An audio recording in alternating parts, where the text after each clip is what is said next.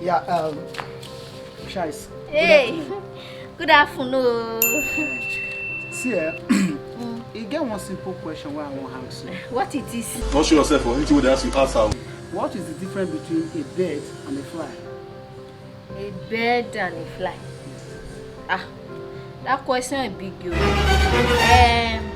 There are different kind of bird and there are different kind of fly. So, we have a mattress, we have a fata foam, we have how they do it? You know Sabi English. Madam Oshais, a bird, what is the difference between a bird and a fly? I'm not talking about foam, mattress. I'm not talking about that kind of bird. I thought it was that bird you are talking about.